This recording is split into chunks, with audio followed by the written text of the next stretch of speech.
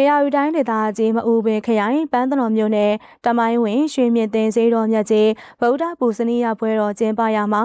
မေးလောင်မှုမေးလန့်မှုမဖြစ်ပွားစေရေးပန်းတော်မြို့နယ်မေသက်ဦးစီးဌာနကစစ်ဆေးခြင်းနဲ့ကျေးရွာတွင်တအိတ်တက်ဆင်းစစ်ဆေးခြင်းကိုဒီကနေ့မနက်ပိုင်းမှာဆောင်ရွက်ကြပါတယ်အဲလိုဆောင်ရွက်ရမှာပန်းတော်မြို့နယ်မေသက်ဦးစီးမှုဦးမမောင်ဦးရဲ့အနိကကြီးကြပ်မှုဖြင့်မြို့နယ်မေသက်စခန်းမှာလက်ထောင်မေသက်ဦးစီးမှုကဦးဆောင်ပြီးတန်နေမေသက်တပ်ဖွဲ့ဝင်များနဲ့ရွှေချောင်းမြောက်ကျေးရွာအုပ်စုအုပ်ချုပ်ရေးမှူးတို့နဲ့ရွှေချောင်းမြောက်ကျေးရွာအုပ်စုရွှေမြေတင်ကျေးရွာရှိဗုဒ္ဓပူဇနီးရဖျားပွဲကျင်းပမယ်ရှေးဟောင်းသမိုင်းဝင်ရွှေမြေတင်ဇေတော်မြတ်ကြီးအတွင်းမှာမေးလောင်မှုမီးလန့်မှုများမဖြစ်ပွားစေရနဲ့မီးဘေးလုံခြုံရေးကိုစစ်ဆေးဆောင်ရွက်ကြပါတယ်ဆက်လက်ပြီးရွှေမြေတင်ကျေးရွာတွင်ရှိလူနေအိမ်များကိုတအိမ်တက်ဆင်မီးသုံးဆွဲမှုများစစ်ဆေးခြင်းမီးဖိုကိုအိမ်အောက်သို့ချပြီးမီးကျင်းများတူကချက်ပြုတ်စေခြင်း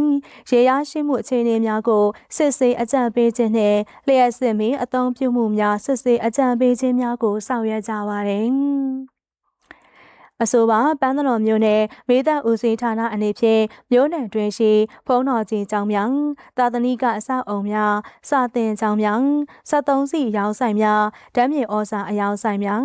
စားတောက်ဆိုင်များဈေးများရက်ကွက်ကျေးရွာများမှာတအိမ်တက်ဆင်မိဘေးလုံခြုံရေးစစ်ဆေးခြင်းများနဲ့မိသတိပင်စောဩခြင်းများကိုအရှိန်အဟုန်မပြတ်ဆောင်ရွက်လျက်ရှိတယ်လို့သတင်းရရှိပါရှင်